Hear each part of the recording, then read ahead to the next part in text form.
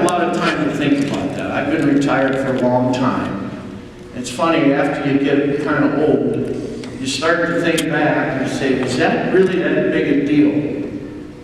What, if so, what mattered most about it? And what really mattered most is what you are hearing every single day. That's the stuff that sticks. It's funny because a couple of those guys from that team asked me to come down this coming Saturday to Milwaukee and talk to their own children who are on these grade school teams in the Milwaukee area. I said, well, what do you want me to talk about? You want me to be doing something? Talk about fundamentals or how to play the game? No, talk about the stuff that really matters. You know, the intangible stuff.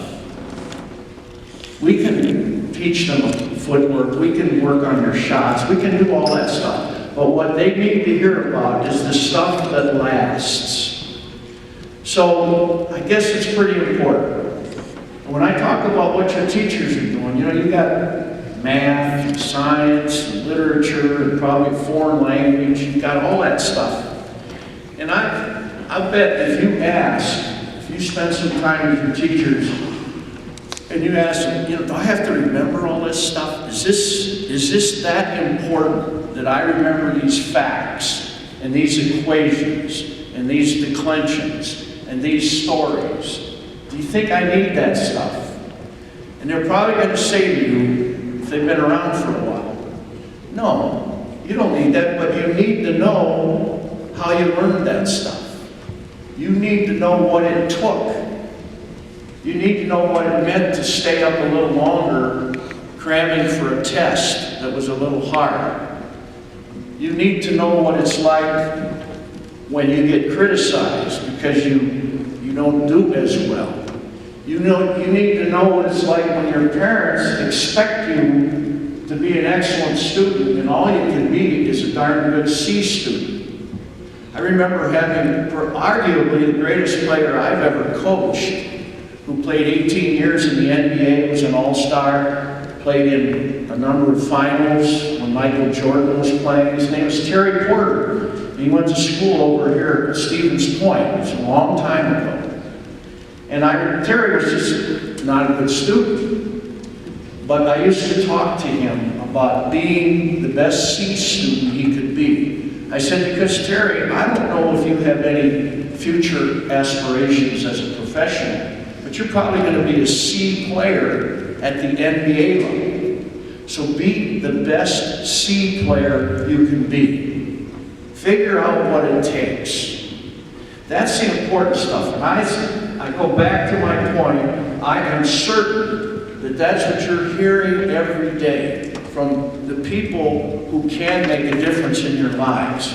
Now, whether you hear it is pretty much your choice. Whether you believe it is your choice. But I'm just telling you, from one old guy who's been down the road a long time.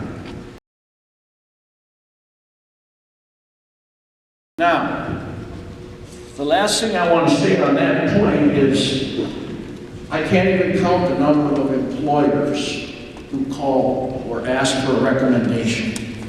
And I can honestly not remember a single employer, and that includes NBA administrators or executives who want to know about a potential player. But mostly it's employers for guys who graduate. All those guys in that video, by the way, have excellent jobs. They were good students. None of them played professionally. In fact, none of them were even all conference in the Big Ten. They were just solid students because I recruited those kind whom I knew would stay for 4 years. And I knew we'd have trouble at the beginning, as we always did in the rebuilding process. But they weren't going to blame me. They weren't going to run off to another school. They were going to keep plugging away because that was kind of who they were. But anyhow, these employers are calling. They'll say, Coach Bennett, tell me about Mike Kelly. And before I could say anything, he'll say, now, I mean, is he an honest kid? What's his work ethic like? Is he responsible? Will he work with others, or does he have to be the big shot all the time? How will he deal with praise? How will he deal with criticism? That's almost a carbon copy of what 90% of the employers will ask. I do not remember anyone saying, you know, what was it? They knew it was major. They knew majors, of course.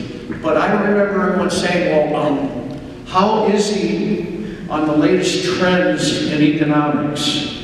Or is she or he verbal in the latest literature or books? They don't care about that stuff. They care, are you decent? Are you all you can be? Can you deal with what life is about? Now, as I said, I'm old. You don't have to believe me.